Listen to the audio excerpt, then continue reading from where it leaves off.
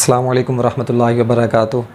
9th class chemistry का chapter number 5 physical state of matter. इसके अंदर जो आज हमारे पास टॉपिक है चार्ल्स लॉ। और चार्ल्स लॉ भी बोर्ड के पॉइंट ऑफ व्यू से उतना ही इंपॉर्टेंट क्वेश्चन है जैसे कि हमने लास्ट लेक्चर में बॉयल्स लॉ पढ़ा था। तो ये जो दोनों गैसेस के लॉज हैं ये बोर्ड में शॉर्ट क्वेश्चन में भी आ सकते हैं और लॉन्ग क्वेश्चन में भी आ सकते हैं, इक्वेशन के साथ आपसे पूछे जा सकते हैं, सेक्शन बी में आ सकते हैं। ठीक है, तो ये एक इम्पॉर्टेंट क्वेश्चन है, इसको हमने अच्छे से समझना है। इसकी स्टेटमेंट मैंने बोर्ड पर भी लिख दी है, लेकिन आपने परेशानी होना, ये आपकी बुक में भी लिखी हुई है, सेम मैंने वही कॉपी की है यहाँ पर। ठीक है, अपने पास से कुछ भी नहीं लिखा है। असल में हमने इसको समझना है, बस आसान अल्फाज में समझना है ताकि आपको इसको याद करना आसान हो।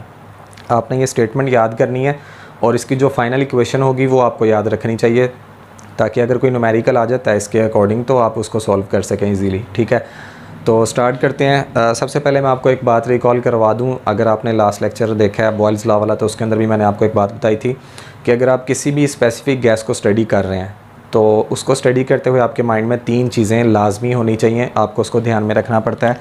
उस गैस का टेम्परेचर, प्रेशर एंड वॉल्यूम, ये तीनों चीज़ें होंगी जिनसे आपको वास्ता पड़ेगा किसी भी स्पेसिफिक गैस को स्टडी करते हुए। ठीक है, हमने बॉयल्स लॉ के अंदर इसको अच्छे से पढ़ लिया था, समझ लिया था कि ये इन तीनों चीज़ों का क्या मतलब है। मैं यहाँ पर बस आपको ये बताने वाला हूँ कि आपने बॉयल्स लॉ और चार्ल्स लॉ में कंफ्यूज नहीं होना। अक्सर स्टूडेंट ऐसे होते हैं कि चार्ल्स लॉ वाला सारा कुछ बॉयल्स लॉ में लिख देते हैं और बॉयल्स लॉ वाला चार्ल्स लॉ में लिख देते हैं। बॉयल्स लॉ के अंदर हमने क्या किया था कि वहाँ पर हमने टेम्परेचर को किया था कांस्टेंट। ठीक है, इसको हमने कांस्टेंट कर दिया था और रिलेशनशिप स्टडी किया था हमने प्रेशर एंड वॉल्यूम का। अब चार्ल्स लॉ के अंदर हमने क्या करना है कि प्रेशर को रखना है कांस्टेंट और टेम्परेचर एंड वॉल्यूम इन दोनों का रिलेशनशिप हमने स्टडी करना है। ठीक है, तो ये बात है जी 1787 की। चार्ल्स एक साइंटिस्ट था, उसने ये लॉ पेश किया था और उसी के नाम पर इसका नाम रख दिया गया लॉ का, चार्ल्स लॉ। ठीक है, तो इसकी जो स्टेटमेंट है, स्टेटमेंट के मुताबिक according to the Charles law the volume of a given mass of a gas is directly proportional to the absolute temperature if the pressure is kept constant। अगर हम प्रेशर को कांस्टेंट कर दें यानी कि वो चेंज ना हो, अगर प्रेशर कांस्टेंट हो गया तो जितनी भी आपके पास गैस है, ये जो होता है ना volume of a given mass of a gas, यानी कि जितनी भी आपके पास गैस अवेलेबल है उसका जितना भी मैस आपके पास अवेलेबल है उसका जो वॉल्यूम होगा वो डायरेक्टली प्रोपोर्शनल होगा टेम्परेचर के। बॉयल्स लॉ के अंदर बात आ रही थी इन्वर्सली प्रोपोर्शनल की, ये आपने कंफ्यूज नहीं होना है इसके अंदर। ठीक है, उसके अंदर हमने टेम्परेचर को कांस्टेंट करके और इन दोनों का रिलेशनशिप स्टडी किया था प्रेशर एंड वॉल्यूम का, और ये दोनों एक दूसरे के इन्वर्सली प्रोपोर्शनल थे। यहाँ पर हमने प्रेशर को कांस्टेंट कर दिया, टेम्परेचर और वॉल्यूम एक दूसरे के डायरेक्टली प्रोपोर्शनल है। अब ये डायरेक्टली प्रोपोर्शनल का मतलब है कि अगर एक चीज़ बढ़ रही है ना तो दूसरी चीज़ ऑटोमेटिकली उसके साथ साथ बढ़ेगी। ठीक है, तो इसको हम मैथमेटिकली समझ लेते हैं कि इस लॉ के अंदर बताया क्या गया। हम कहते हैं कि किसी भी गैस का जो वॉल्यूम होता है, किसी भी गैस का जो वॉल्यूम है वो डायरेक्टली प्रोपोर्शनल है उसके एब्सोल्यूट टेम्परेचर के। ठीक है, अगर हम क्या करें, प्रेशर को कर दें कांस्टेंट, प्रेशर को कांस्टेंट कर दिया जाए तो किसी भी गैस का जो वॉल्यूम होगा वो डायरेक्टली प्रोपोर्शनल हो जाएगा टेम्परेचर के। तो हम इसको लिख लेते हैं mathematically, volume is directly proportional to temperature अगर हमने प्रेशर को कर दिया कांस्टेंट। ठीक है, अभी सिर्फ इतनी चीज़, उसको हमने कांस्टेंट कर दिया, उसको अभी हम नहीं पढ़ रहे। वॉल्यूम, अब ये जो सिंबल है डायरेक्टली प्रोपोर्शनल का, ये मैंने आपको लास्ट लेक्चर में भी बताया था और पहले कई बार बता चुका हूँ कि आप अगर बायो फिज़िक्स केमिस्ट्री कोई भी साइंस की बुक पढ़ रहे हैं उसके अंदर अगर आपके पास ये वाला सिंबल आ जाता है डायरेक्टली प्रोपोर्शनल या इन्वर्सली प्रोपोर्शनल, तो इसको जब हम फर्दर सॉल्व करते हैं तो इसकी जगह पर आ जाता है इक्वल और साथ एक कोई सा कांस्टेंट आ जाता है। तो अब हम इसको सॉल्व करेंगे तो आ जाएगा इक्वल और साथ एक कांस्टेंट। ये जो कांस्टेंट है ये प्रोपोर्शनैलिटी कांस्टेंट है। ठीक है, और साथ टी।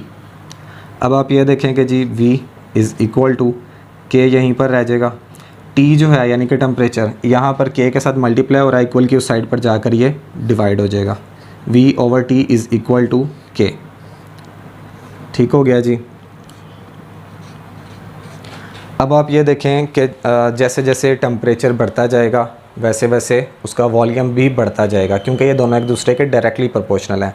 तो आप सपोज़ करें कि स्टार्टिंग में temperature for example 10 degree Celsius था, थोड़ी देर के बाद वो 20 डिग्री सेल्सियस हो गया, तो क्या होगा कि जो फर्स्ट वाला टेम्परेचर होगा उसको हम कहेंगे T1 यानी कि इनिशियल टेम्परेचर, और जो सेकंड वाला टेम्परेचर होगा उसको हम फाइनल टेम्परेचर या T2 कह सकते हैं। तो इस तरह से हम जितने भी एक्सपेरिमेंट्स करेंगे T1 2 3 4 इस तरह से उनको हम फर्दर नाम देते जाएंगे। तो जाहिर सी बात है अगर टेम्परेचर बढ़ता जाएगा तो इसी तरह से उसका वॉल्यूम भी बढ़ता जाएगा। तो हम सेम उसी तरह से वॉल्यूम को भी V1 V2 V3 इस तरह से करते जाएंगे, ठीक है। तो अगर मैं कहता हूँ कि V1 जो है ये है इनिशियल वॉल्यूम और T1 है जी इनिशियल टेम्परेचर, ठीक है, इनिशियल टेम्परेचर है। तो सेम इसी तरह से क्या होगा कि V2 जो होगा वो होगा फाइनल वॉल्यूम और T2 जो होगा वो होगा जी फाइनल टेम्परेचर, ठीक है। सेम उसी तरह से जैसे कि हमने बॉयल्स लॉ में देखा था, इनिशियल उसको हमने टेम्परेचर को कांस्टेंट करके initial pressure and initial volume, इस तरह से final pressure and final volume. तो सेम वही चीज़ हम यहाँ पर भी कर रहे हैं। अब आप ये देखें कि अगर मैं कहता हूँ V1 over T1 is equal to K sorry, और V2 over T2 is equal to K। अब आप ये गौर करें कि दोनों इक्वेशंस में जो कांस्टेंट है वो सेम है, यहाँ पर भी कांस्टेंट K है, यहाँ पर भी कांस्टेंट K है। तो अगर इन दोनों के कांस्टेंट अगर सेम है, इसको आप बड़े आसान अल्फाज में ऐसा कह लें, अगर आपको ये कन्फ्यूजन होना कि यार ये दोनों सेम है तो हम इसको ख़त्म क्यों कर रहे हैं, हम कह रहे हैं यहाँ पर वैसे जो असूलन बात बनती है वो ये, अगर जो मैथ, क्योंकि मेरा मैथ बहुत ज़्यादा वीक है, अगर स्टूडेंट्स देख रहे हैं जिनका मैथ बहुत अच्छा है तो उनको पता होगा कि अगर दो इक्वेशंस के कांस्टेंट सेम है तो जो उनके वेरिएबल्स होते हैं वो भी एक दूसरे के इक्वल हो जाते हैं, ठीक है। लेकिन जिनका मैथ मेरी तरह वीक है वो ऐसा समझ सकते हैं कि अगर ये दोनों कांस्टेंट सेम है ना, यानी कि K एंड K दोनों, तो आप ऐसा करो इसको कट कर लो, ठीक है। बाकी आपके पास क्या बच जाएगा, V1 over T1 is equal to V2 over T2। ये आपके पास जी चार्ल्स लॉ की फ़ाइनल इक्वेशन, ठीक है। अब ये वाली जो फाइनल इक्वेशन होगी सेम आपने सेम टू सेम आपकी बुक में यही चीज़ लिखी हुई है। आपको अगर समझ आ गया ना, ये स्टेटमेंट समझ आ गई कि उसके अंदर उसको बताया क्या गया, तो आप इसकी इक्वेशन को सॉल्व कर सकते हैं। अगर आपको ये इक्वेशन समझ आ गई है और याद भी हो गई है तो आपको इससे रिलेटेड जितने भी न्यूमेरिकल्स आएंगे आप उसको ईज़िली सॉल्व कर सकते हैं।